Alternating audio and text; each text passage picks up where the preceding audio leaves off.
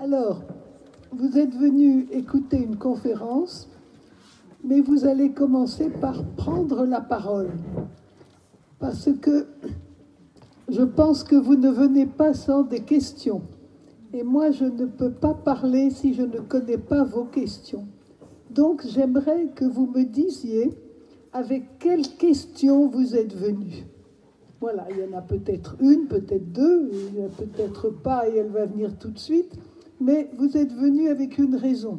Parfois, on me dit, c'est pour voir si vous êtes si dangereuse que ça. Bon, ça m'est arrivé d'entendre ça. Bon. Donc, n'hésitez pas, je vous donne la parole avec le bon micro et moi je note. Et après, je tenterai de rassembler ce que vous avez dit dans ma prise de parole. Moi, je veux bien. Je vais passer le micro. Je veux bien lancer parce que dans la présentation de Anne, j'ai oublié un autre événement qui a fait la une des médias partout. C'est que lorsque le poste d'évêque de Lyon s'est retrouvé vacant, Anne a postulé pour devenir évêque de Lyon. Ça me permet la question, Anne, est-ce que un seul instant tu as pensé que cette candidature pouvait être reçue? Et puis peut-être tu pourras nous dire comment, alors que tu pensais bien qu'elle ne serait pas dessus, comment tu t'es quand même décidé à faire cet acte-là dans l'Église de France.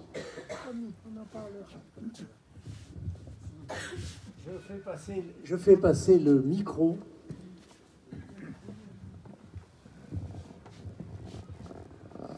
Moi, je m'interroge sur l'avenir de la démarche synodale qui est entreprise actuellement. Et quand je me rends compte de la réception par Rome des travaux qui se sont déroulés en Allemagne, de ce qui se passe en Suisse, en Belgique, est-ce que cette démarche synodale va aboutir à quelque chose? Qu'en pensez-vous?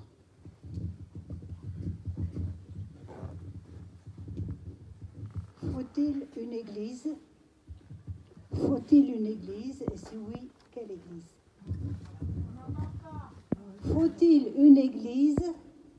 Et si oui, quelle église?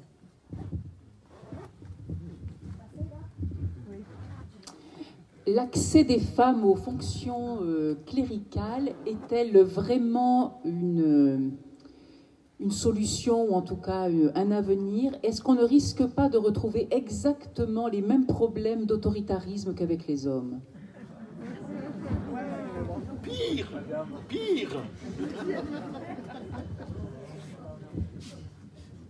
Voilà, question très personnelle. Vos petits-enfants sont-ils croyants?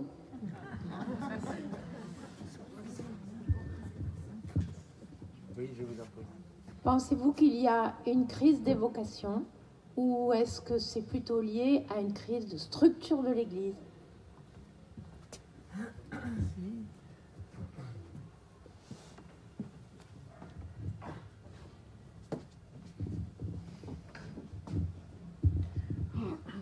Il me semble que dans la relation à la religion, dans la relation à l'Église et à son fonctionnement, il y a un énorme aspect qui vient de la culture dans laquelle on se trouve, dans laquelle on a été élevé.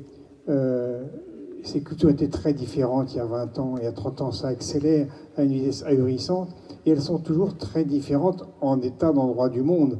Aussi, comment peut-on avoir un propos qui tranche quand, en fait, les choses qu'on a à dire doivent en même temps parler à ces cultures et ne pas les rejeter?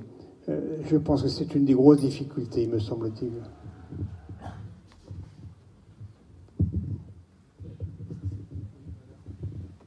Le cléricalisme, qu'en pensez-vous?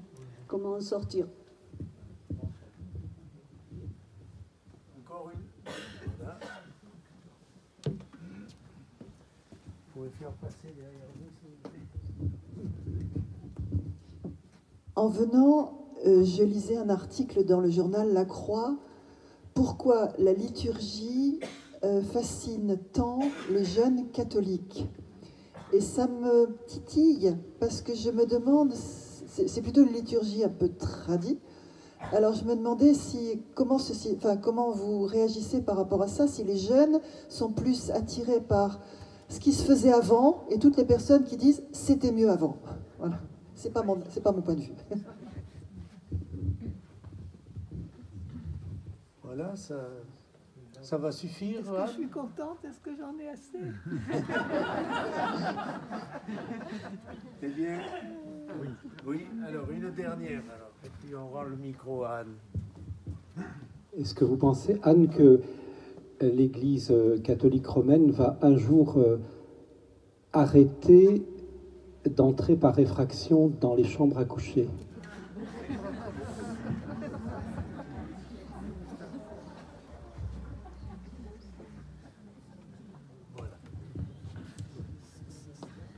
C'est le bon micro, cette fois vous m'entendez. Oui.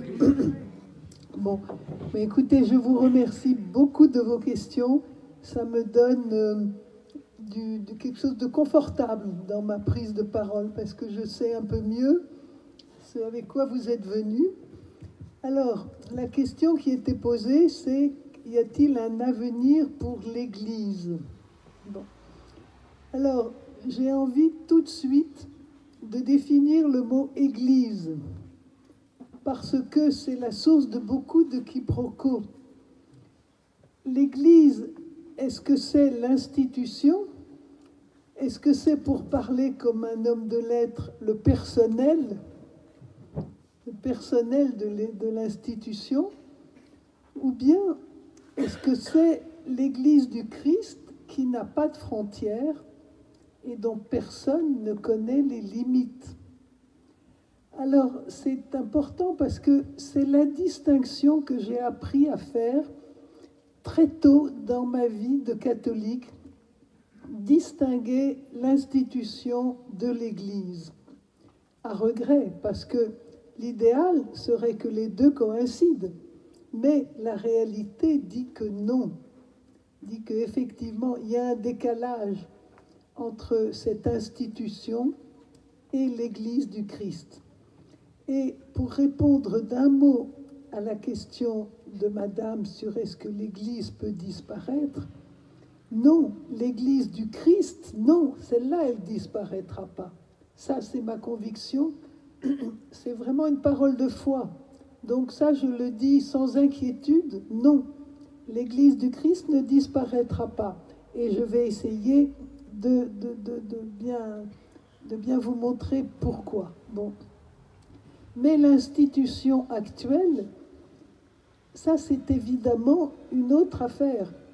Et tant mieux, parce que l'institution, elle nous paraît figée aujourd'hui, mais quand on regarde avec une largeur de champ historique, l'Église a beaucoup changé. Elle a beaucoup changé, mais en ce moment, nous sommes dans une période de fixation, de rigidité sur une Église tridentine qui n'arrive pas à sortir d'elle-même. Donc oui, l'institution actuelle, pour ma part, je souhaite qu'elle change. Je souhaite qu'elle change parce qu'elle ne répond plus aux attentes des hommes et des femmes chrétiens catholiques d'aujourd'hui. Voilà, donc là, cette distinction me permet de rentrer dans mon sujet. Non, l'Église du Christ ne mourra pas, c'est ma conviction très profonde. Ah, vous avez pitié de moi. Alors, je vais pas cacher qu'il y a des signes de crise que vous connaissez, mais je les rappelle rapidement. Il y a le grand décalage culturel auquel monsieur faisait allusion. Notre culture a beaucoup changé, et en plus, les cultures du monde sont diverses, et il est difficile d'harmoniser tout ça. Bon. Donc oui, il y a un grand décalage culturel entre, d'une part, les temps bibliques et d'autre part, toutes les cultures du monde.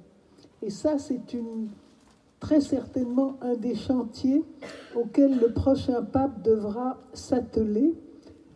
Le pape François avait promis de réfléchir à l'autonomie de conférences continentales. Or, il n'a pas pu le faire parce que le pape François a été probablement empêché par des courants internes d'opposition et tout a été sans doute l'objet de négociations internes qui nous sont bien évidemment peu connues. Donc, je crois que le prochain pape devra admettre qu'il faut une autonomie disciplinaire par continent. Les sociétés africaines ne sont pas égales aux nôtres au sens de comparables. Ce n'est pas une question de niveau, mais elles ne sont pas comparables. L'Amérique du Sud, c'est encore autre chose. L'Asie aussi. Donc il y a une spécificité continentale qu'il faudra bien admettre un jour. Mais le pape François n'a pas pu, probablement parce qu'on l'aurait accusé de brader l'unité de l'Église. Et ça aurait été, c'est quelque chose qu'on peut faire dans un climat de bon consensus, mais qu'on ne peut pas faire quand le climat est à la suspicion et à la division. Donc je crois qu'il n'a pas pu mener à bien cette réforme. Mais je crois vraiment qu'il faudra y venir, sinon il y aura des distorsions insurmontables entre les cultures. Et moi, petite catholique française, j'ai beaucoup souffert il y a 15 ou 20 ans d'entendre des clercs me dire, quand je disais, mais enfin les femmes, qu'est-ce que vous attendez? Et ils me répondaient, mais vous oubliez les autres continents, ils ne sont pas prêts, nous devons les attendre.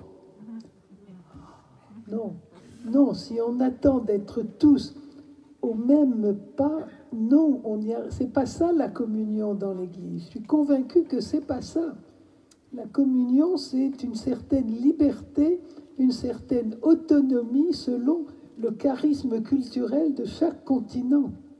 Donc il faut entrer ça, il faut que Rome arrête de cesser cet appétit d'uniformité qui est dommageable à tout le monde. Voilà.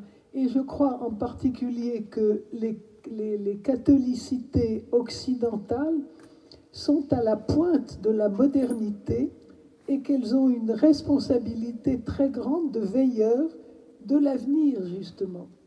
Parce que les sociétés dites traditionnelles, elles changeront, elles ne deviendront jamais identiques, mais les problèmes de l'institution Église actuelle, elles les rencontreront aussi. Par conséquent, le pape qui s'intéresse assez peu à l'Europe devrait s'y intéresser parce que nous sommes aux avant-postes d'une Église de demain. Donc nous avons une responsabilité et nous devons dire quels sont nos problèmes.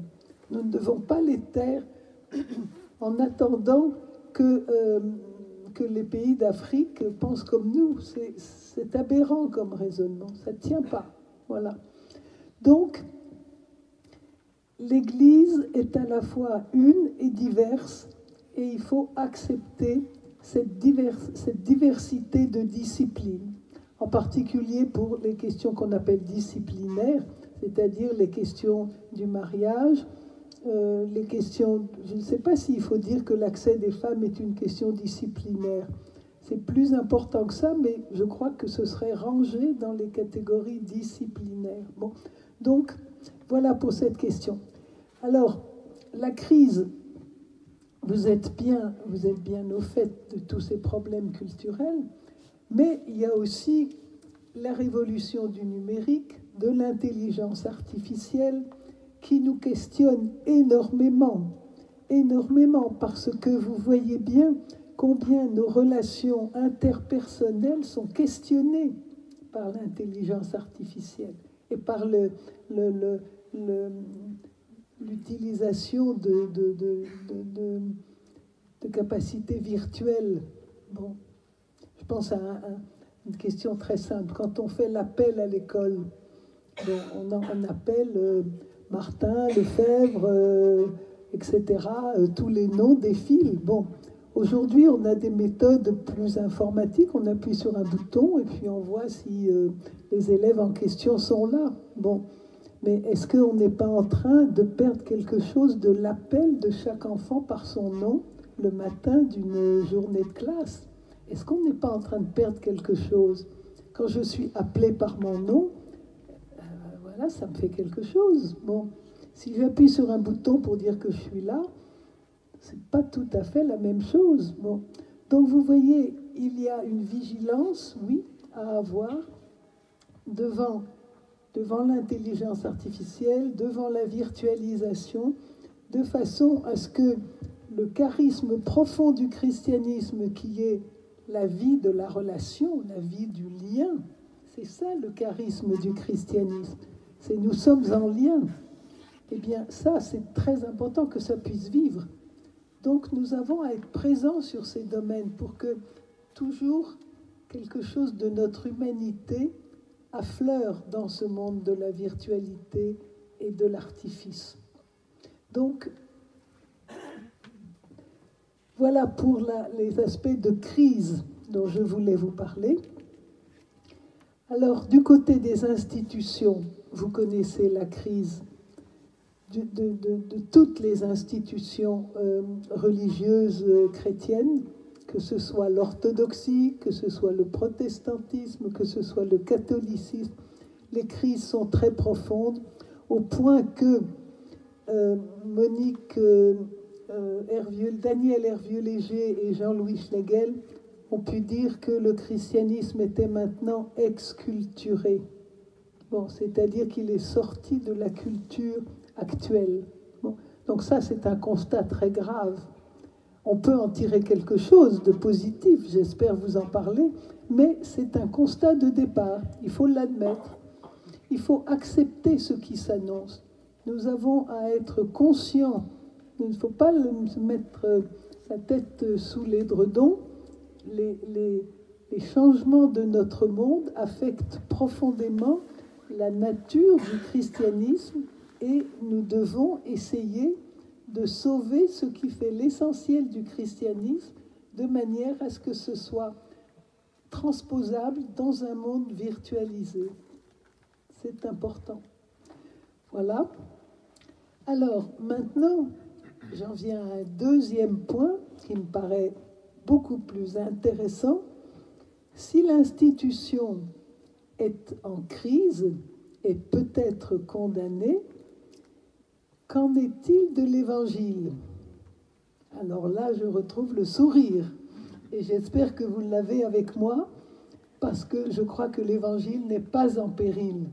Au contraire, je trouve que l'Évangile a toutes les raisons d'avoir du rose aux joues et du sang dans les veines. Pourquoi? Je ne vais pas tout dire parce que c'est un énorme chantier, mais je vais relever 3 domaines sur lesquels je pense que le christianisme est d'une richesse incroyable. Le premier, c'est le champ de la fraternité. Pendant 2000 ans, nous avons vécu sur une église patriarcale. Mon père par-ci, mon père par-là, mon seigneur par-ci, pas ma seigneur, non, mon seigneur par-ci, mon seigneur par-là. Et aujourd'hui, nous avons une société qui est beaucoup moins patriarcale, qui est beaucoup plus horizontale et qui cherche les moyens de vivre de la fraternité. C'est très difficile, vous le savez, c'est pas pour rien que dès le chapitre 4 de la Genèse, le meurtre d'Abel par Caïn est exposé. La fraternité est une affaire difficile. Elle l'est encore plus depuis que nous voyons l'irruption vigoureuse et même impressionnante des régimes autoritaires dans le monde. Donc, aller parler de fraternité aujourd'hui à M. Poutine, à M. Erdogan ou à M. Orban, je ne suis pas sûr qu'on gagnerait. Hein. Mais il y a un appétit de fraternité parmi nous, dans nos environnements, dans le monde que nous côtoyons. Et du coup, il faut réinterroger l'Évangile pour voir comment Jésus a vécu en frère. Et là, il y a de très, très précieuses réponses. Bon. Vous savez que c'est la croix qui nous rend tous frères, parce que c'est après la croix, au moment où Jésus est devant Marie-Madeleine au jardin, dans l'évangile de Jean, qu'il lui dit « Va trouver mes frères, dis-leur que je monte vers mon Père et votre Père. » Donc, après la croix, le Père de Jésus est devenu notre Père aussi. Vous voyez la distinction. Auparavant, le Père de Jésus était le Père de Jésus. Après la Passion, il devient notre Père qui nous rend tous frères. Bon. Donc, la fraternité est un acquis de la Passion à ne jamais oublier. Bon. Premier chapitre, la fraternité. Deuxième chapitre sur lequel l'Évangile est très fort, la question des femmes. Et ce n'est pas une question, c'est une réalité. La présence des femmes. Bon. Quand j'ai commencé à lire la Bible, on ne parlait quasiment pas des femmes.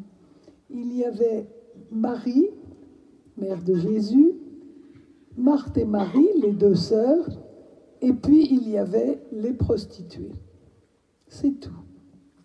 Le tableau, c'était ça. C'était toutes les femmes de mauvaise vie, sauf les trois dont je viens de parler. Bon.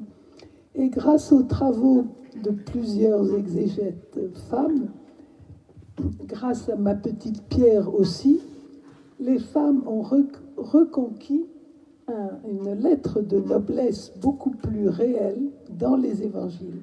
On voit bien que leur contribution est importante.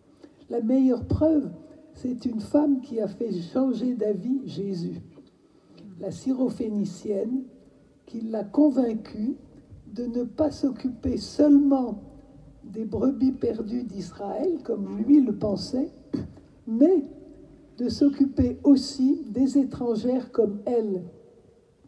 Donc, vous voyez, la contribution des femmes est très précieuse dans l'Évangile et dans la société et dans l'Église.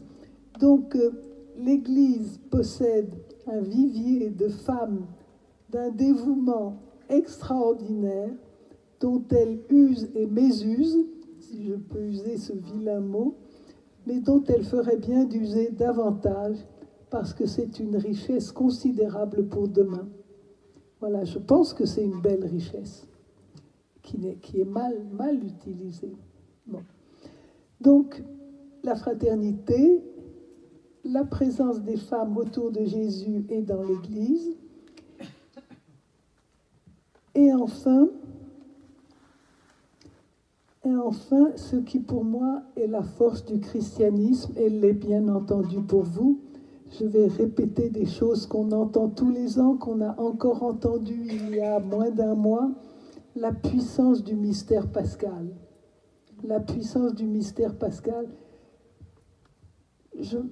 À chaque fois que je me retrouve devant ce mystère de la croix, je suis émerveillée de la chance que nous avons d'avoir l'expérience du Christ qui nous invite à faire la même que lui, la chance que nous avons de voir le mystère pascal. Alors je m'explique parce que ça ne tombe pas sous le sens de tout le monde. La fête de Pâques est une fête mal aimée, très souvent. Très souvent. Pâques, on préfère Noël. Noël, au moins, il n'y a pas de bagarre, il n'y a pas de problème, on accueille un bébé. Bon, d'accord, il y a Hérode, et puis ils ne sont pas bien riches, mais bon, ça fait rien, c'est quand même une belle nouvelle. Alors que la croix, non, tout ce dolorisme, toute cette souffrance. Vous croyez que c'était vraiment nécessaire? Eh bien oui, c'était nécessaire. Oui, c'est pas un hasard si Jésus est mort en croix. C'est pas un hasard. C'est pas un hasard si celui qui ne fait que le bien meurt en croix. ça nous surprend, parce qu'on est convaincu que celui qui fait le bien, il est entendu et que tout le monde veut du bien. Eh bien non, non, non, parce que la volonté du bien rencontre l'appétit de pouvoir. C'est ça le problème. Et l'appétit de pouvoir est quelque chose qui mène à la mort. Parce que le conflit de Jésus qui l'a mené à la foi, à la croix, c'est un conflit autour de quelqu'un qui ne voulait pas du pouvoir et de gens qui ne voulaient pas reconnaître que la personne sans pouvoir peut être plus puissante que celle qui a du pouvoir. Donc oui, le mystère de la croix, il est indispensable à notre vie. Et je ne vais pas m'arrêter là, je vais continuer à en parler un petit peu. Alors, je rentre clairement dans la question du mystère pascal parce que c'est la clé de notre vie de chrétien. Bon. Alors, d'abord, je vous redis ce que je viens de dire. Jésus est mort à cause de l'hostilité au bien des grands prêtres. Bon. Vous vous souvenez de cette phrase du livre des Actes, « Il a passé faisant le bien ». Bon. Eh bien, non, il ne suffit pas de faire le bien, parce que faire le bien dérange le pouvoir. Pourquoi ? Parce que dans le pouvoir, pas toujours, mais le plus souvent, dans le pouvoir, il y a une contrainte et il y a un refus de la liberté d'un sujet. Et si on voulait la liberté du sujet, on n'imposerait pas le pouvoir. Donc, dans le pouvoir, il y a un refus du bien. Dans la volonté de pouvoir, il y a un refus du bien. Bon. Et regardez la violence des critiques qui se déchaînent contre les gens qui n'ont fait que le bien. Regardez Gandhi, Navalny, par exemple, dénoncer la corruption, dénoncer le vol. Martin Luther King. Vous voyez, Yitzhak Rabin qui a été assassiné après les accords de paix. Voilà encore un exemple. Bon. La paix et le bien n'attirent pas les gens de pouvoir. Voilà, c'est un constat. Certainement que vous en avez des expériences, mais c'est l'expérience fondamentale de la croix. Alors, Jésus a refusé le pouvoir, mais s'est appuyé, lui, sur son autorité morale. Bon. Et l'autorité morale, c'est tout à fait autre chose. C'est une autorité consentie. C'est une autorité que je reconnais à quelqu'un de plus grand que moi, dont je sais qu'il est là pour le bien, pour la liberté, pour la prospérité des uns et des autres. Mais l'autorité morale fait défaut aux gens de pouvoir, très souvent. Et c'est ça qui leur est insupportable. Ils voudraient qu'on les aime, ils voudraient qu'on reconnaisse qu'ils sont des êtres plus grands que les autres. Mais à partir du moment où ils oppriment, non, c'est pas possible. C'est pas possible, ça. Non. Alors, aujourd'hui, nous sommes confrontés à une recrudescence des régimes autoritaires. Donc, notre parole sur la croix, sur l'homme sans pouvoir, sur l'autorité morale, vous sentez comme moi combien elle est difficile à proférer, combien elle est difficile. Moi, c'est quelque chose qui m'angoisse profondément, de voir la montée de ces régimes autoritaires et de voir que la politique de la main tendue, du bien partagé, c'est pas une idée à la mode. Comment répondre à la soif d'autoritarisme qui se répand à travers le monde? Voilà une question majeure Et il faut que le christianisme soit prêt à répondre à ça. Il faut réfléchir, il faut avoir des penseurs, il faut contribuer. Je pense que c'est un sujet important. Et nous avons à rassembler nos idées, nos compétences, nos réflexions sur ce sujet-là. En tout cas, ça me paraît un sujet important. Alors souvent, on dit, c'est lié à la crise des démocraties. Les démocraties sont faibles parce que tous les 4 ans, on remet son pouvoir en jeu et on peut le perdre. Alors évidemment, un régime autoritaire, vous pouvez rester au pouvoir pendant 30 ans, c'est beaucoup plus facile. Hein. Voilà, effectivement, ça peut séduire du monde. Bon. Alors, quelle réponse avons-nous devant ça? Vous voyez, ça nous interroge en tant que chrétiens, mais parce que le christianisme a profondément influencé nos démocraties. C'est pas pour rien que je parle de la démocratie. C'est parce que les démocraties sont des régimes qui sont l'aboutissement du christianisme. Et ces démocraties aujourd'hui sont questionnées à cause des régimes autoritaires. Ah, monsieur n'est pas tout à fait d'accord. On en reparlera tout à l'heure, hein, j'espère. Hein. Bon. Donc, moi, pour le moment, ce que je voulais vous exposer, c'est la centralité du mystère pascal. Bon.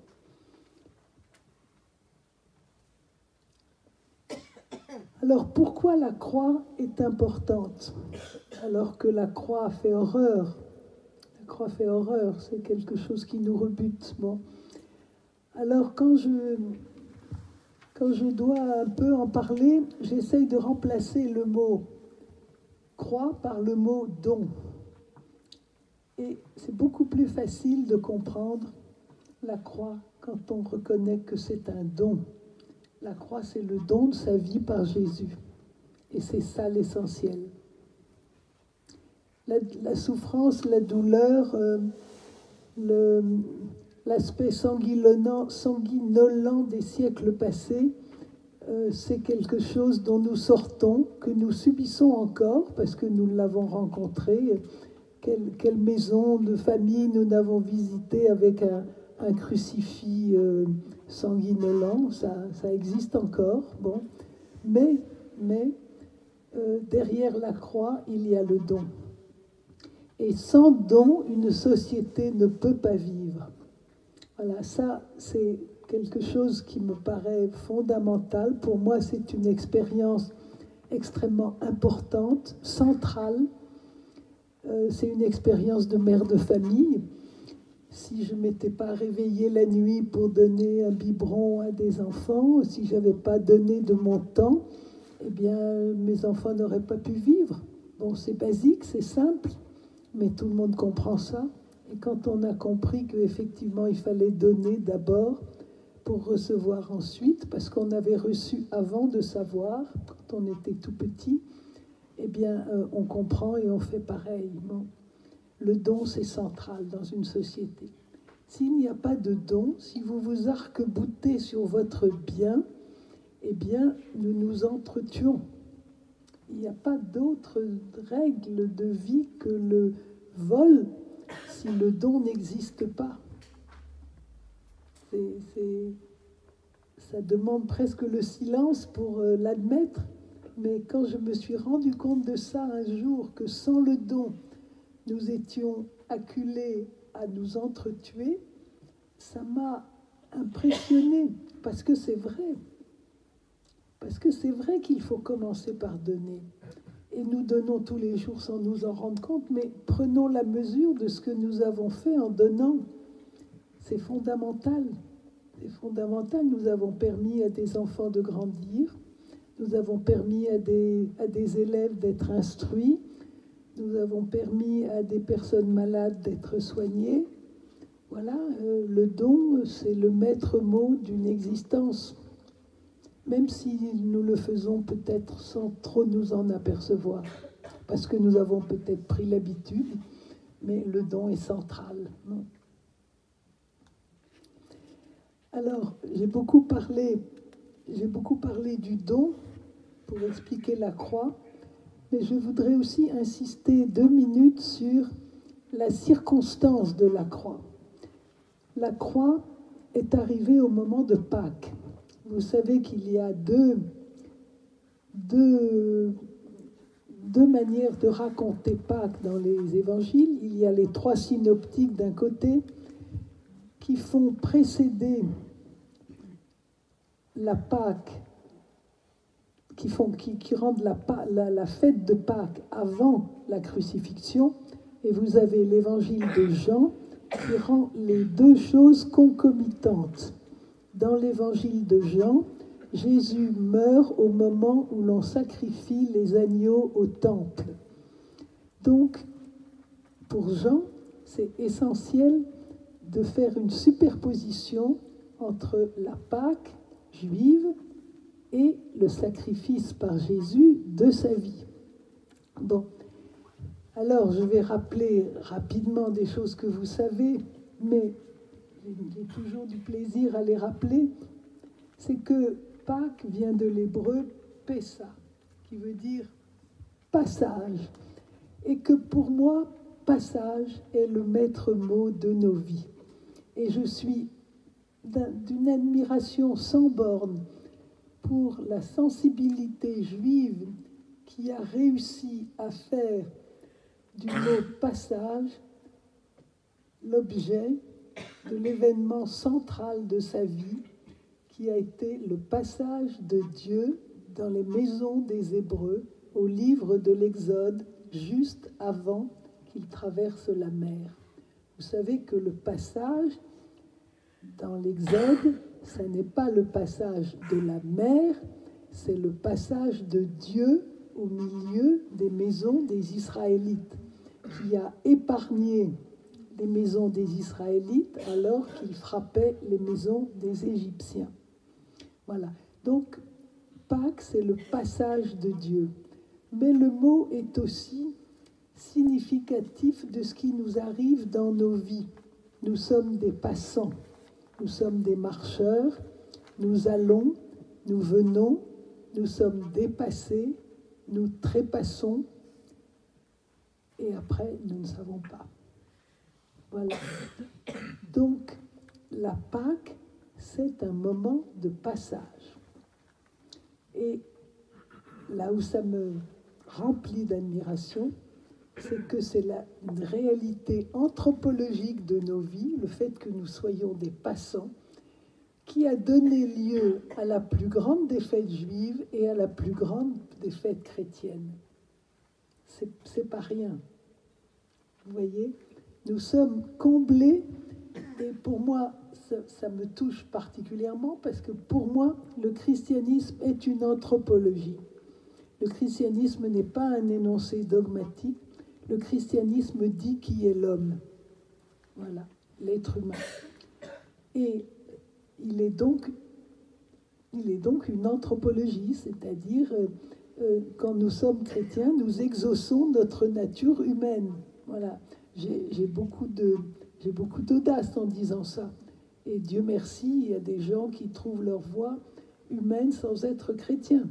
N'allons pas me faire dire, je ne dirais pas qu'il faut être chrétien, mais je dis simplement que les chrétiens ont une chance folle d'avoir dans leur répertoire festif et rituel, comme plus grande fête, quelque chose qui exauce le plus profond de l'âme humaine, qui est de passer, d'être des passants.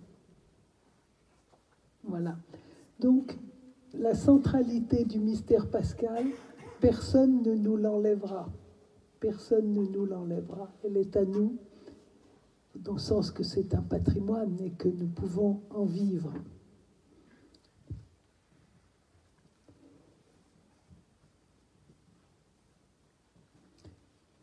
Donc c'est simple. Le christianisme ne peut mourir parce qu'il exauce notre nature humaine. C'est simple. Il exauce ce que nous sommes profondément, des passants. Des passants, voilà. Alors j'ai bien conscience qu'en ayant parlé du don, j'ai presque risqué un mot très dangereux qui est le mot amour. le mot de tous les abus au sens très large du terme, le mot de toutes les approximations, le mot de tous les paravents, parce que c'est facile, vous connaissez la parole, il n'y a pas d'amour, il n'y a que des preuves d'amour. Hein. Donc, j'ose quand même dire que nous avons dans notre patrimoine le mot amour, mais qu'il nous revient comme une responsabilité essentielle de ne pas en mésuser et de savoir allier la parole et l'acte, bien évidemment.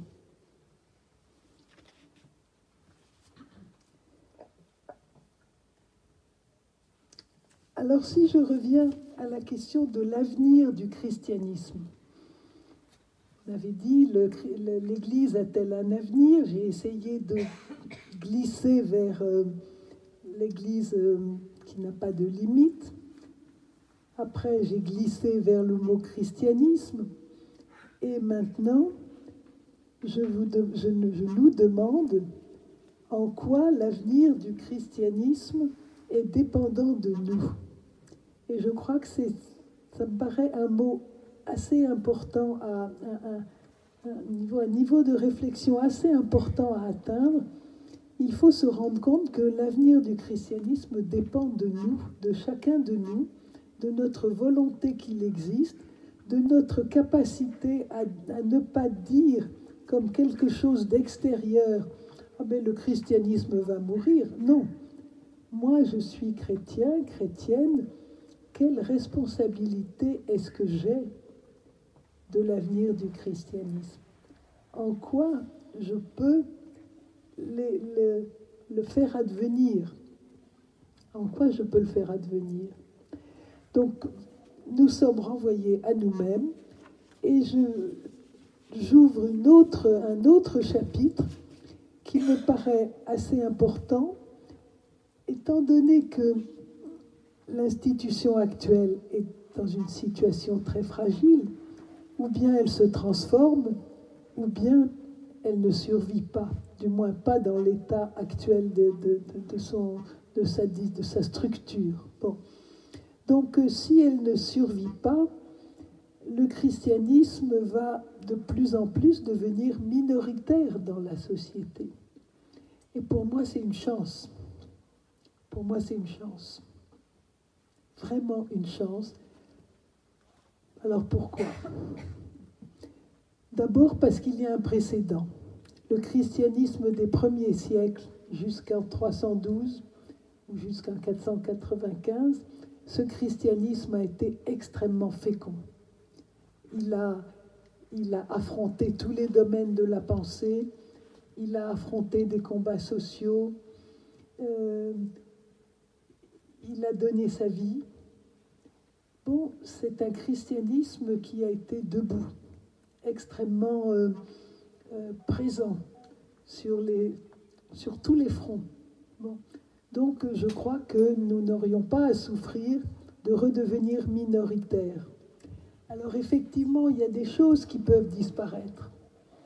Peut-être qu'un jour, on nous demandera d'enlever les croix en haut des clochers, comme on l'a demandé aux journalistes, au dessinateur qui a fait le dessin de la maquette des Jeux Olympiques, à qui on a demandé d'enlever la croix qui est en haut du dôme des Invalides.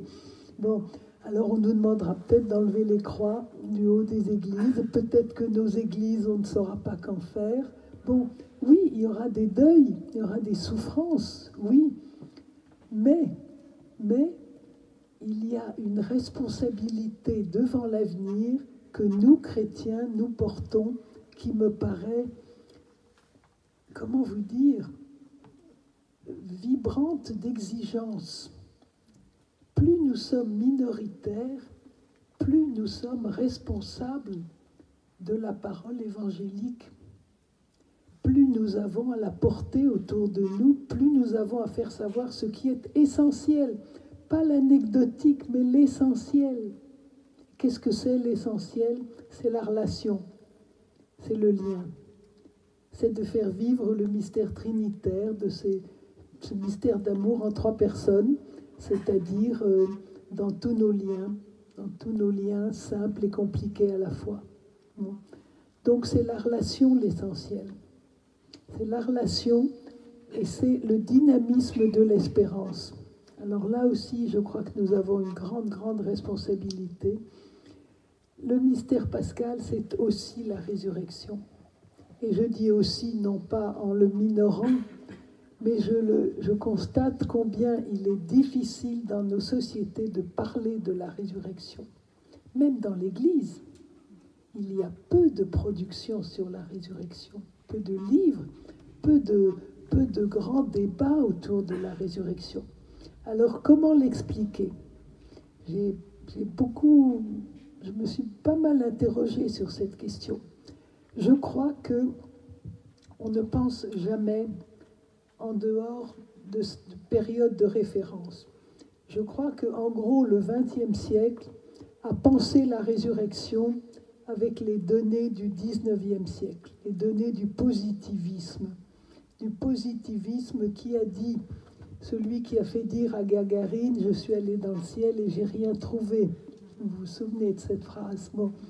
Donc, nous nous sommes obnubilés sur le comment de la résurrection. Ah bon, vous croyez que vous ressusciterez? Mais les tombeaux vont s'ouvrir, comme on le voit dans certains tableaux de peintres. Les tableaux vont s'ouvrir, les tombeaux vont s'ouvrir, et les ossements de la prophétie d'Ézéchiel vont se rassembler, et nous allons, tout le monde va retrouver sa chair, et nous allons revivre. Et qu'est-ce que c'est que votre histoire? Vous nous racontez des fariboles, là. C'est pas sérieux, votre histoire de résurrection. Bon, nous nous sommes attachés au comment. Voilà. Or, le comment, nous ne le savons pas. Soyons honnêtes, nous n'avons pas la réponse au comment. Mais, pour vous expliquer la résurrection, je crois que je n'ai rien trouvé de mieux que le dialogue de Marthe et Jésus dans le chapitre 11 de Jean. C'est au moment de la mort de Lazare. Marthe a été chercher Jésus et elle lui a dit, si tu avais été là, mon frère ne serait pas mort. Et Jésus lui dit, qu'est-ce qu'il lui dit à ce moment-là? Crois-tu, attendez, je l'ai là. Marthe, le crois-tu?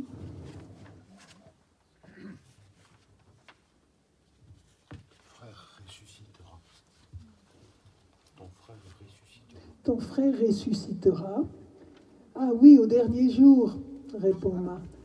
Et Jésus lui répond, mais pas du tout, pas du tout. Si tu crois,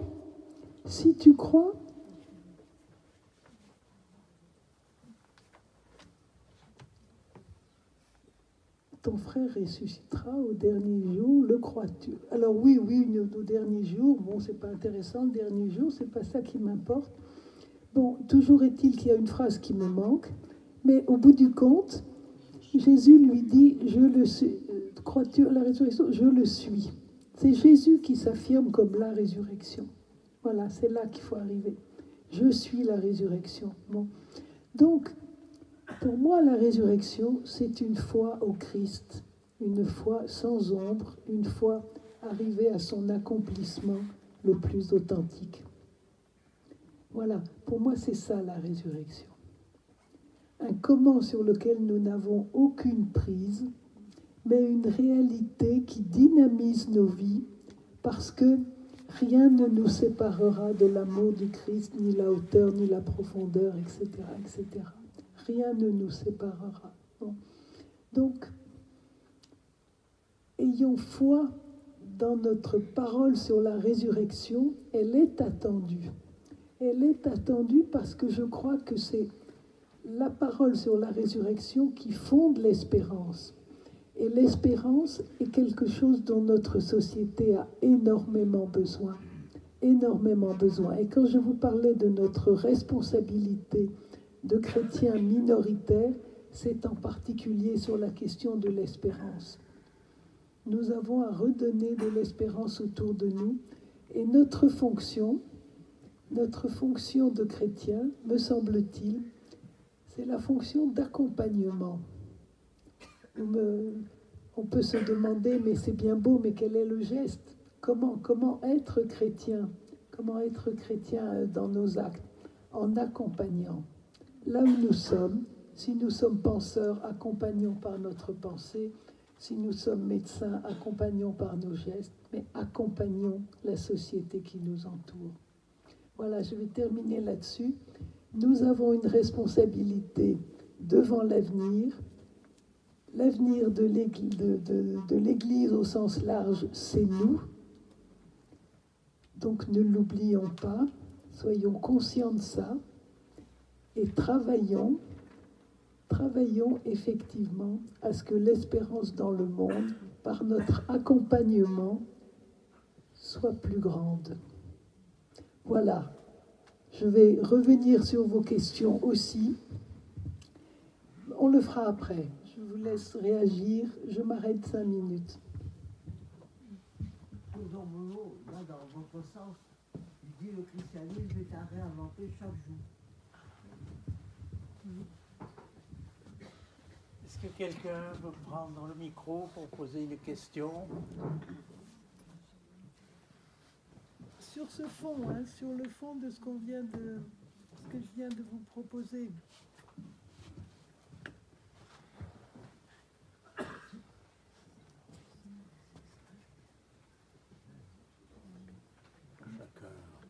Bon, du coup, je vais. Du coup, je vais reprendre certaines de vos questions auxquelles je n'ai pas eu l'occasion de répondre. Alors, monsieur me demandait si je croyais au synode. J'essaye de croire en Dieu, en Jésus-Christ. Au synode, je ne sais pas. Alors, je crois que nous devons tout faire pour croire que c'est possible, tout en sachant que nous avons le droit de ne pas y croire.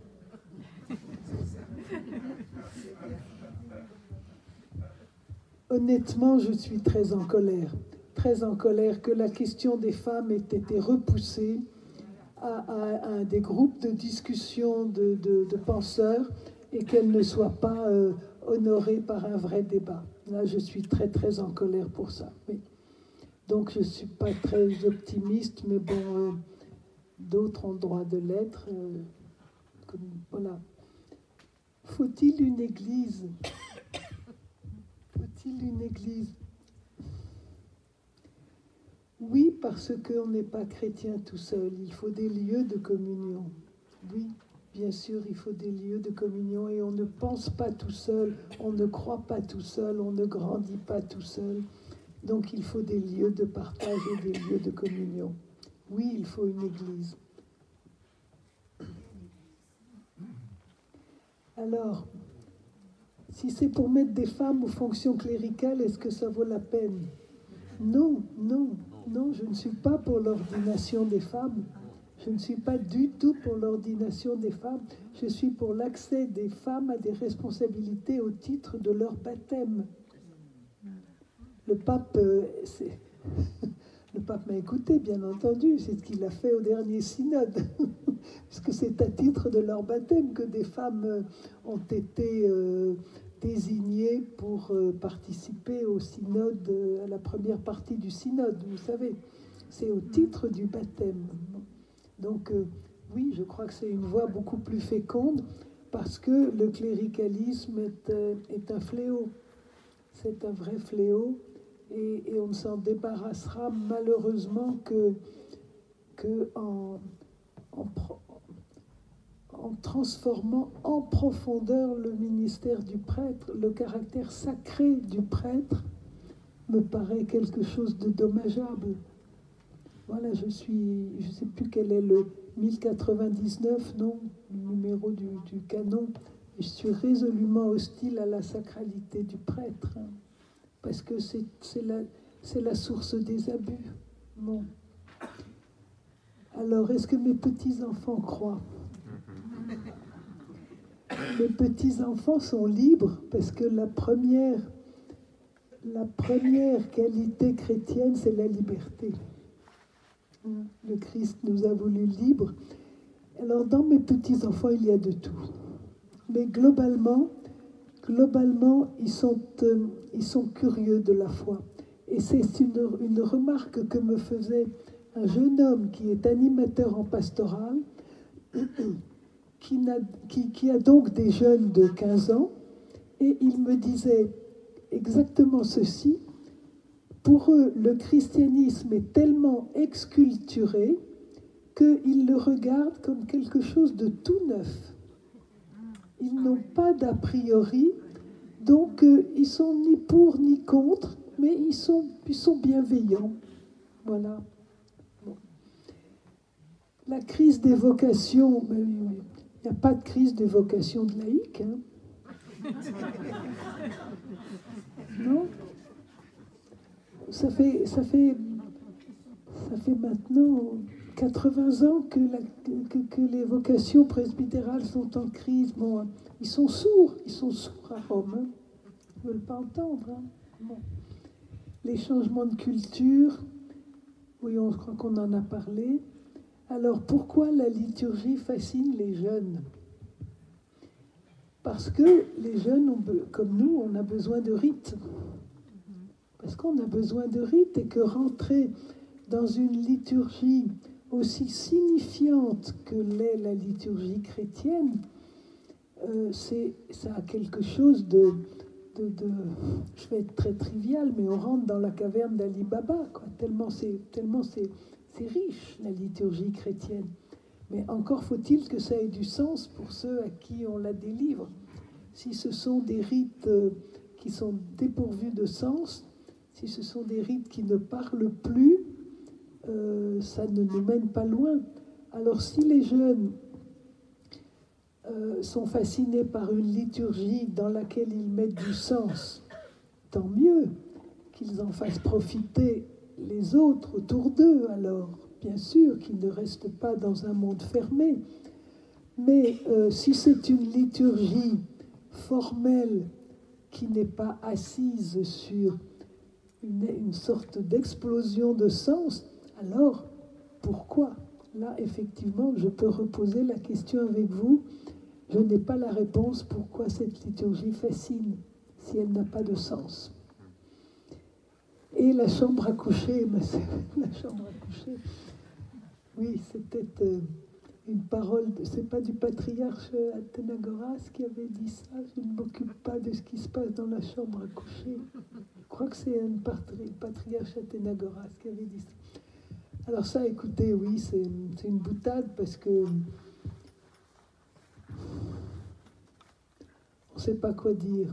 On ne sait pas quoi dire. Non, j'ai pas envie de répondre parce que je dirais des bêtises. Bon, allez, maintenant, j'espère que vous avez... Madame.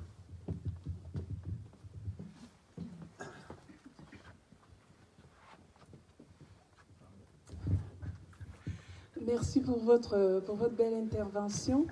Je voudrais oser deux propos.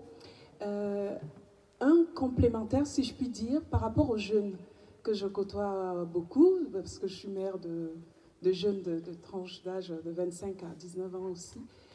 Et j'ai envie de dire que ma perception pour les jeunes, c'est qu'ils sont aujourd'hui particulièrement en quête de sens de leur vie, parce que l'avenir est flou. Et cette quête de sens fait qu'ils se posent moins de questions, j'ai envie de dire intellectuelles. Ils osent vraiment aller aux choses avec le cœur, sans trop s'interroger. Et je trouve que cela les laisse perméables justement à recevoir, à accueillir le Seigneur sans trop se questionner sur les choses. Franchement, quand je vois les jeunes à l'adoration et autres, je suis très très touchée. C'est comme la prière des petits qui vous traverse, mais vraiment c'est très profond. Et ils ne sont pas forcément dans l'analyse de notre manière. Alors, je ne sais pas si ce que j'ai dit là est compréhensible, mais il me semble que c'est leur perméabilité à donner du sens aux choses sans trop se questionner qui fait qu'ils perçoivent cette relation au Christ qui vient les toucher dans le cœur et après ils essayent de comprendre. Je le perçois comme ça. Et, et je vais oser une petite réponse à la question du Christ, de Dieu dans le couple, dans le livre. Je me dis que l'invitation du Seigneur, d'abord dans le cœur de chacun en tant qu'individu, amène tellement d'apaisement que cela nous permet de vivre une relation d'amour, mais vraiment, j'ai envie de dire l'amour avec le Seigneur dans toutes les autres formes et dimensions d'amour. Voilà.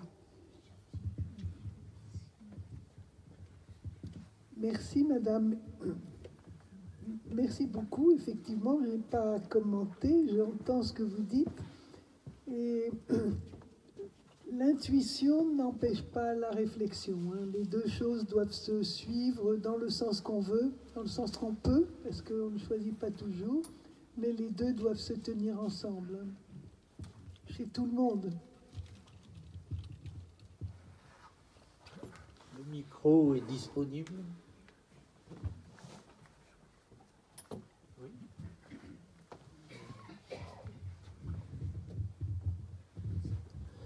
Bonsoir. L'archevêque de Lyon que vous auriez pu être aurait posé quoi comme acte pour que nous, laïcs, on puisse être moteur d'espérance et comment concrètement on peut l'être au milieu des paroisses qui ne laissent pas la place aux femmes, mais ne laissent pas la place non plus parfois aux laïcs, hein.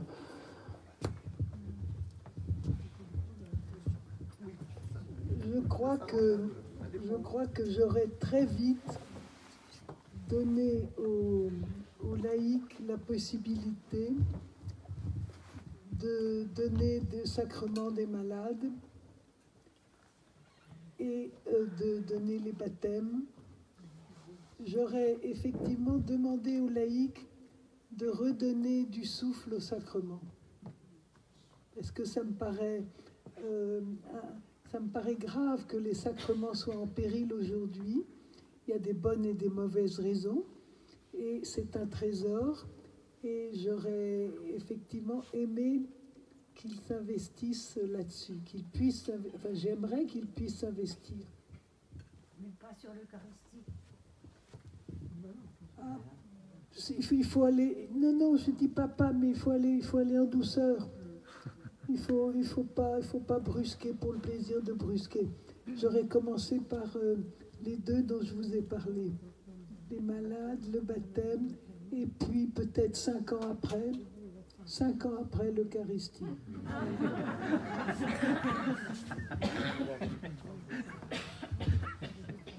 Vous dites que vous n'êtes pas pour l'ordination des femmes. J'aimerais savoir pourquoi. Alors, pas parce que je serais candidate ou que je le souhaiterais, mais parce que naïvement, à travers ce que j'avais compris des médias, je pensais que vous étiez pour. Bien sûr.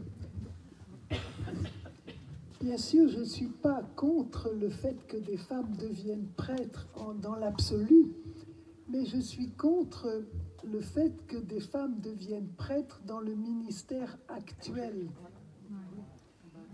Voilà, parce que le ministère est conçu comme quelque chose de sacré, d'abord, et pour moi, ce n'est pas supportable que le ministère ordonné soit sacré. Il n'est pas sacré. Je suis beaucoup plus proche de la conception protestante du ministère, qui est une charge ponctuelle, provisoire dans le temps. Bon. Et je ne suis pas partisan, effectivement, d'une sacralisation du prêtre. Et je le dis de manière un peu triviale. Alain, est-ce que tu vas me pardonner? Je vais voir. Le job est en crise, c'est pas la peine d'y mettre des femmes.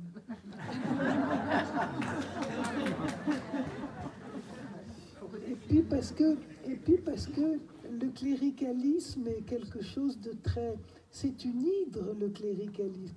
Les prêtres qui résistent au cléricalisme sont rares. Il fournissent un gros travail sur eux-mêmes pour y arriver. Ou ça leur est inné, peut-être. On devrait écouter Alain, peut-être. Je ne vais pas répondre à ça, d'abord parce que je ne sais pas si je fais partie des prêtres qui résistent au cléricalisme. J'essaye un peu, mais bon, c'est compliqué. Non, ce que ça m'évoquait, c'est en fait le désir de vous renvoyer la balle, à vous, laïcs, puisque moi je suis prêtre, assez régulièrement. Il y a beaucoup de gens quand même dans l'Église qui acceptent je veux dire d'hommes et de femmes, qui acceptent de se mettre au service. Il y a une vitalité chrétienne, enfin une vitalité des laïcs qui est extraordinaire et dont les prêtres sont témoins. Mais assez souvent, je vois des gens qui viennent me voir comme prêtre en me disant « Mais qu'est-ce que vous avez besoin que je fasse? Dites-moi quoi faire. » Et alors moi je leur dis « Mais qu'est-ce que vous savez faire? Qu'est-ce que vous avez envie de faire? Qu'est-ce que vous aimez faire ?» Eh bien ça, le chrétien moyen, il répond jamais. On ne sait pas ce que vous savez faire, ce que vous avez envie de faire. Je t'assure, Estelle, majoritairement, on ne sait pas. Les gens viennent pleins d'ouverture de dons en nous disant « Dites-nous quoi faire », mais pas « Moi, je sais faire ça ». Et j'aimerais que les chrétiens réfléchissent à ce qu'ils ont reçu comme charisme et à mettre en œuvre ces charismes-là. Et pas attendre que monsieur le curé leur dise « Mais moi, j'ai besoin que tu viennes balayer l'église ».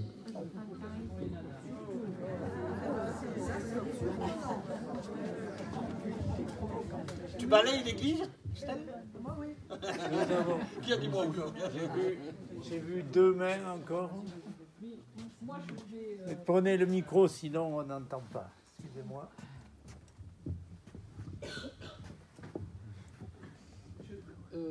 Je trouve qu'il y a eu une bonne nouvelle dans TC et dans la Croix, c'est la remontée des baptêmes adultes, et qui prennent la suite d'un effondrement des baptêmes d'enfants. Et ça, est-ce que c'est pas vraiment une chance pour l'Église d'avoir des gens qui vont pas à la messe du dimanche pendant que l'homme prend le pastis avec les copains, mais qui choisissent vraiment quelque chose qui leur parle, qui leur fait envie. Le problème, d'après ce qui m'a été dit, le problème, c'est qu'après, ils ne trouvent pas toujours un suivi à la hauteur de leurs attentes. Le Christ, il a pris autour de lui 12 apôtres, à qui il a dit un soir « Faites ceci en mémoire de moi ». Et il y avait des tas de disciples à qui il a dit « Allez porter ma parole ».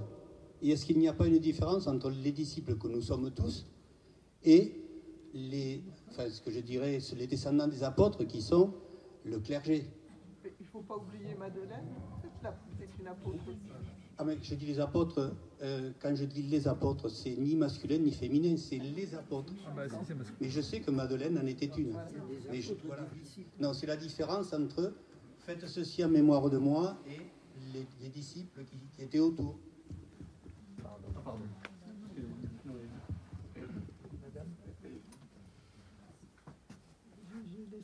Vous aviez levé la main, madame? Non. Pardon. Moi, je voudrais juste... C'est pas une question. C'est pas une question, mais après tout, vous avez l'habitude que les curés prennent la parole, non? Bon, alors, non, je voulais réagir au propos qui vient juste d'être tenu. Toute la tradition chrétienne, depuis les tout premiers siècles, montre qu'il y ait ou qu'il n'y ait pas d'apôtres présents, les chrétiens se sont réunis pour faire ceci en mémoire de lui.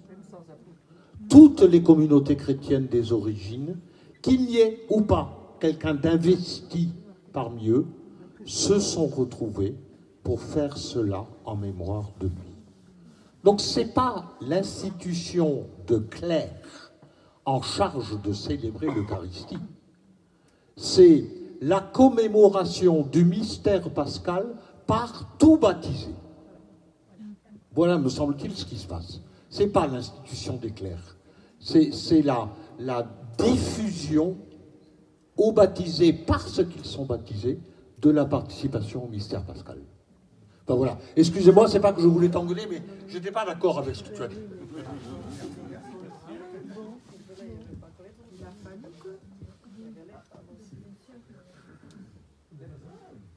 Oui, Anne, après tout ce que vous avez dit très justement, de l'influence du christianisme sur la démocratie, notamment dans vos propos, vous avez parlé quand même, c'est notre devise démocratique, hein, la fraternité, la liberté et l'égalité baptismale. Qu'est-ce que vous répondez aux gens qui vous disent aujourd'hui l'Église n'est pas une démocratie? C'est vrai. Ça s'appelle... Deuxième question, je viendrai après là-bas. Allez-y, allez-y. Non, c'est vous qui avez le micro. Vous voulez que je réponde d'abord? C'est une prise de pouvoir de dire l'Église n'est pas une démocratie. Elle est une monarchie aujourd'hui, mais quand vous écoutez les travaux des exégètes, vous vous rendez compte que l'Assemblée au désert était quelque chose d'assez démocratique et qu'effectivement, on aurait pu s'inscrire dans cette tradition-là. Bon, et qu'on peut y revenir. Donc, c'est un coup de force. Merci beaucoup pour tout ce qui a été échangé. Il m'est venu en entendant beaucoup des commentaires que vous avez pu faire ou que des questions ont amené. Ça m'a fait penser terriblement à un texte que j'ai lu il n'y a pas très longtemps d'un théologien qui date maintenant de quasiment 70 ans et que vous connaissez certainement beaucoup mieux que moi, Karl Rahner, et qui, dans le papier que j'ai lu, dit avec une clarté extraordinaire ce qu'on est en train de vivre maintenant, 70 ans après. C'est absolument ahurissant. Et pose enfin ainsi, d'abord affirme avec son œil de théologien, son examen de théologien, que ce qui nous arrive est notre voie. Et ce n'est pas un accident, c'est notre voie. Les accidents, il y en a, hein, il y en a toujours. Et d'autre part, que notre évolution naturelle, à cause de ces bouleversements culturels et à cause de ces mélanges de populations aussi, qu'on vit de manière terrible, ça va nous amener à devenir non plus une église dominante, mais une église de diaspora. Et ça change tout, ça change tout. Et j'aurais bien aimé avoir vos commentaires là-dessus, parce que je suppose que vous connaissez ça beaucoup mieux que moi. Ça change tout sur notre rôle de chrétien. D'être un chrétien en diaspora, c'est-à-dire au milieu d'un monde dont on ne peut pas revendiquer qu'ils doivent appliquer nos règles. Alors, vous avez un mot plus précis que moi. Moi, quand je disais christianisme minoritaire, je mettais la même chose derrière. C'est-à-dire que nous sommes minoritaires et que nous n'avons pas une parole surplombante, dominante, mais une parole qui naît de l'écoute de nos frères et de nos sœurs. Voilà, c'est ça l'essentiel. Et d'ailleurs, soit on va vers là, soit on devient ghetto. Et on voit bien ce qui est le danger. Et effectivement, le risque du ghetto est réel. Il faudrait mieux qu'il ne se réalise pas. Une question là-bas.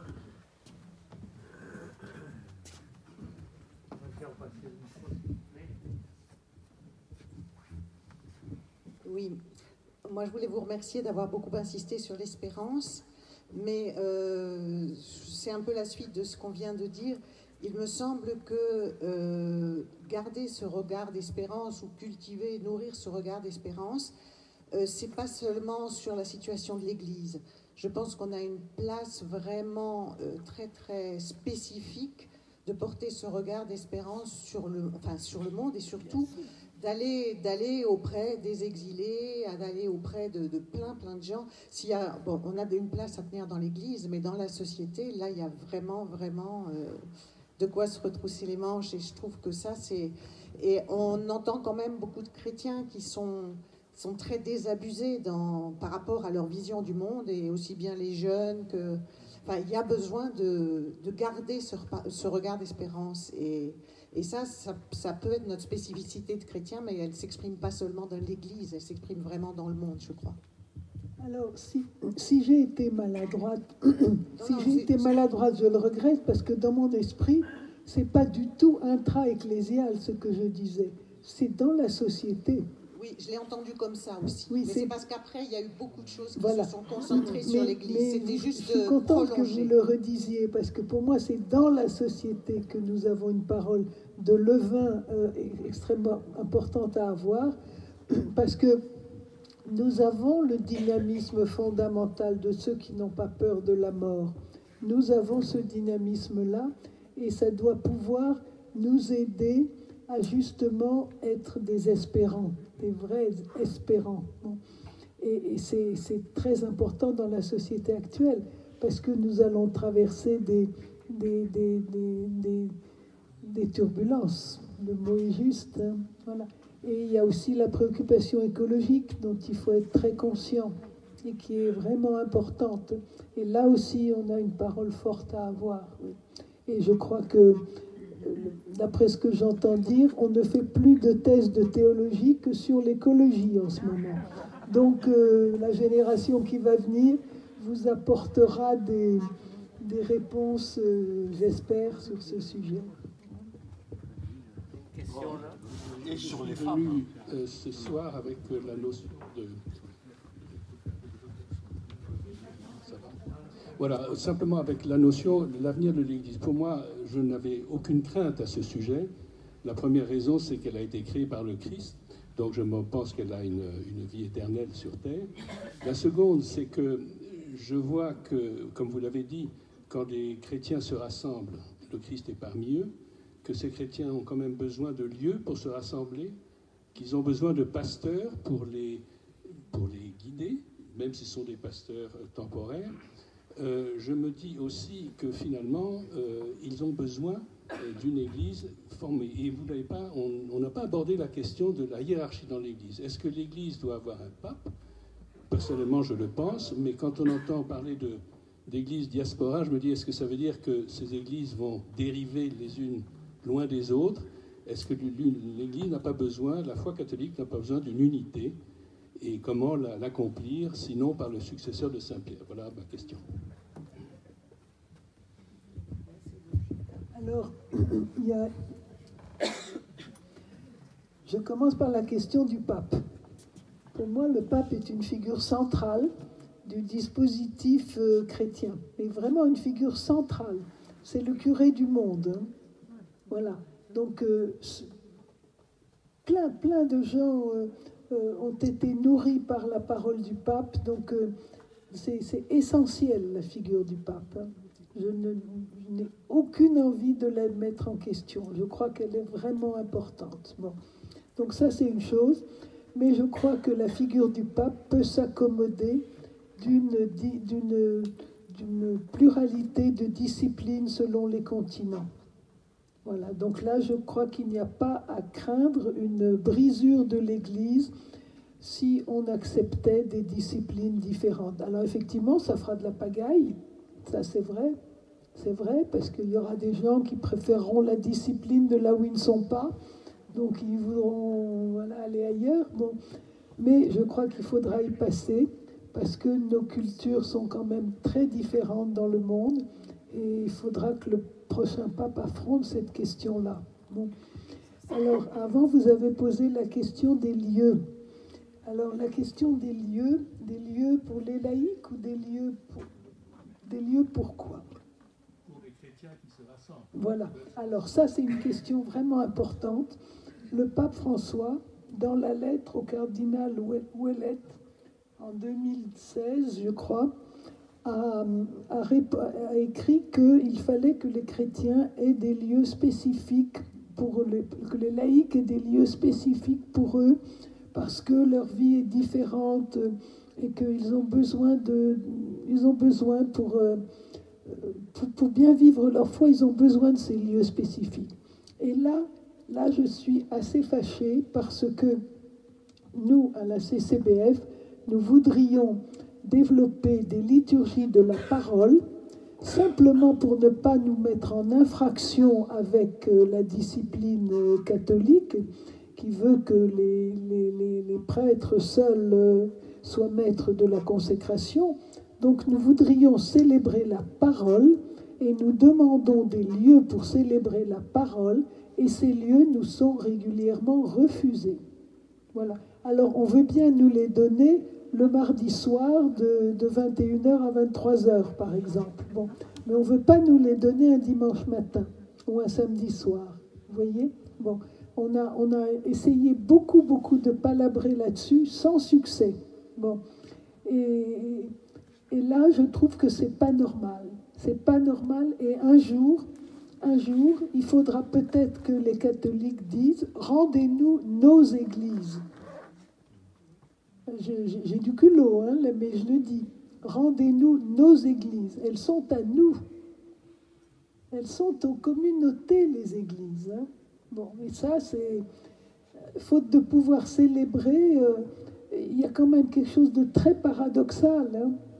Il y a des tas de lieux vides ou mal remplis, des lieux d'église mal remplis, et on bride l'expression des catholiques. Enfin, là, je parle de la France. Hein.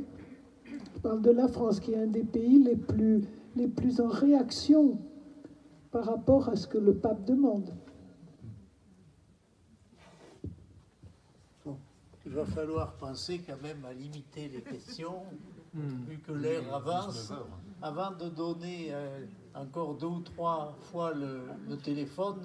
Le micro, pardon. Il est de ma responsabilité de vous dire la chose suivante.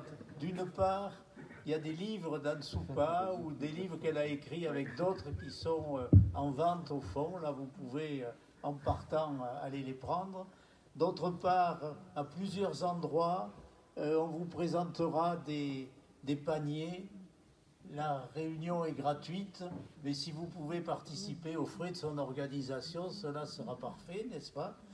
Et puis, troisièmement, en partant, faites très attention, nous sommes très serrés avec les chaises, donc trouvez un moyen de mettre un certain nombre de chaises sur le bord des murs pour pouvoir faciliter le passage. Voilà. Ce monsieur avait demandé la parole.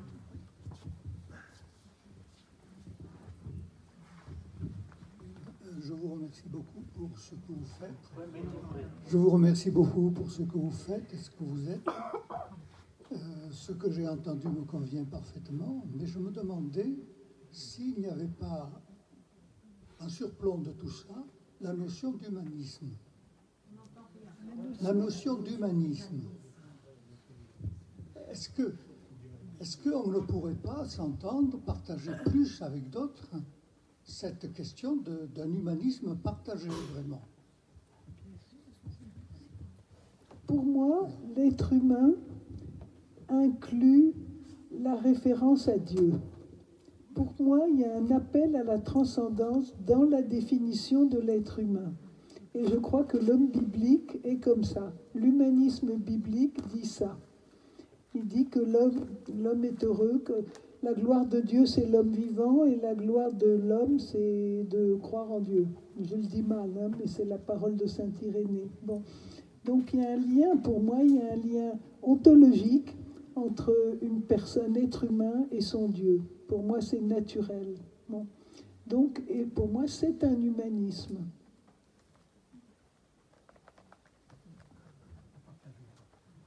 Donc à partager. Ah ben bien, sans prosélytisme marqué, mais à partager, oui, parce que c'est ça qui nous rend heureux.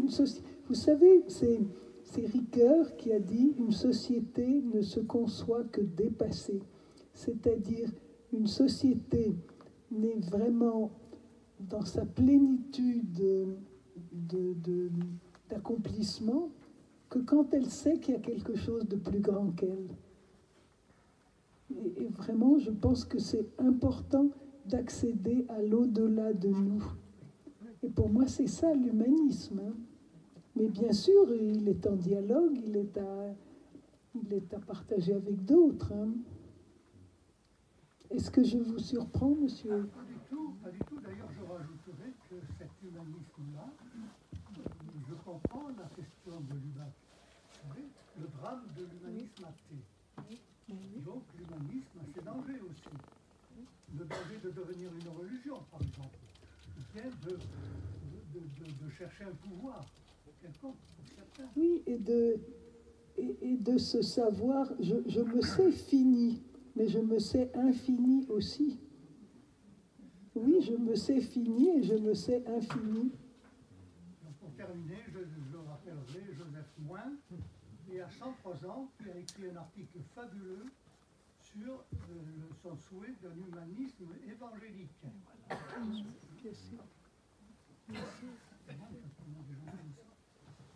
J'ai vu 2 mains féminines se lever, on va finir par elles, n'est-ce pas? Non, moi j'ai une solution pour les... Nos églises sont vides, mais elles devraient servir les communautés. Mais elles coûtent très cher aux communes. Donc, c'est quand même par ce biais, le pognon, qu'on peut-être on pourra un peu s'en approprier. Elles sont vides. Moi, dans le village de mes beaux-parents, le curé, il fait je ne sais plus combien d'églises, et il vient plus. Il y en a trop. Et comment ils font les chrétiens? Ils n'ont pas le droit de rentrer, mais lui, il ne vient pas. Ah, c'est intéressant. Et vous savez que les maires sont bien plus contents quand les églises sont ouvertes que quand elles sont fermées. Et oui, et puis ça fait marcher le commerce. Madame, une dernière question?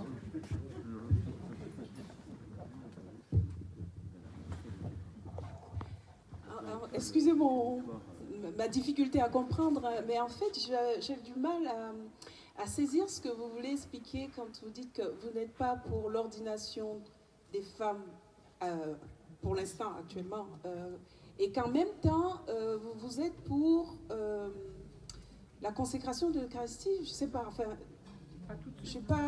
j'ai du mal à comprendre, en fait. Et la deuxième chose que j'ai du mal à comprendre, c'est que... vous l'avez remarqué, moi je suis africaine et je rentre souvent en Afrique. Et il me semble que la culture locale est déjà un peu prise en compte quand même dans les célébrations. Et j'ai eu la chance de voyager beaucoup. Et du coup, la question de la discipline, des disciplines locales, je ne comprends pas très bien ces 2 points. Ce sont des grosses questions et je suis absolument pas contre la consécration de l'Eucharistie, pas du tout. Hein. Mais je ne vais pas rentrer là-dedans parce que j'en sortirai pas vivante. Bon. Quant aux cultures, à la différence des cultures et la question de la discipline en Afrique, je crois qu'il faut admettre qu'il y a des différences culturelles. Je ne vois pas où ça vous pose une question et où ça m'en poserait une. Il m'a semblé comprendre que vous souhaitiez qu'il y ait plus de... Comment dire? Que la liturgie soit mieux adaptée. La liturgie, pas que la liturgie. Je ne parle pas que de la liturgie. Ce qu'on appelle la discipline dans le christianisme, c'est par exemple le mariage des prêtres. C'est une question de discipline, ça. Vous voyez? Et il y a plein d'autres sujets qui sont des questions de discipline, mais je ne pensais pas à la liturgie, hein, pour vous dire ça. Simplement, j'exprime le souhait que les catholiques laïcs en France puissent faire des célébrations de la parole de manière plus fréquente et qui travaillent un peu la question parce que c'est un sujet intéressant sur lequel on peut avoir de belles trouvailles sur le vécu de la parole. C'est tout. Hein. Mais ça, c'est pas forcément dans une église, ça peut être dans... Bien sûr, ça peut être dans toutes sortes de locaux, Mais ces églises sont vides et il faudrait qu'on aille louer des salles. Bon. Moi, je voudrais dire un tout petit mot sur ma candidature, puisque quelqu'un m'a posé la question et on n'en a pas parlé. Quelqu'un a dit, vous n'escomptiez tout de même pas que ça marche. Bon, à peu près. Hein. Bon, alors, non, le problème n'était pas là. Mais pour la petite histoire, j'ai toujours pensé, j'aurais fait un bon évêque. J'ai toujours dit ça. Et je le dis, mais je le dis cash. J'ai pas de mal à le dire, parce que ça m'aurait plu. Vous voyez, ça m'aurait plu d'animer un diocèse, de mettre les forces au service de l'annonce de l'Évangile. Ça m'aurait beaucoup, beaucoup plu. Voilà. Mais si je l'ai fait, c'est pour que les femmes soient... qu'on regarde un peu du côté des femmes. Voilà. Et combien de femmes m'ont dit, mais après vous, on s'est dit, et pourquoi pas moi? Et pourquoi pas? Vous voyez, ça veut dire que tout d'un coup, des femmes se sont dit, mais après tout, on est capable. On n'a pas besoin de rester toujours dans le sillage d'un homme d'église. Bon, on est capable. Bon, et pourquoi pas moi? Donc ça, pour moi, ça a libéré quand même vraiment, et vraiment, là, je le dis cash aussi, je crois que la question des femmes a progressé dans l'Église après cette candidature. Parce que vraiment, là, j'ai dû les gêner, quoi.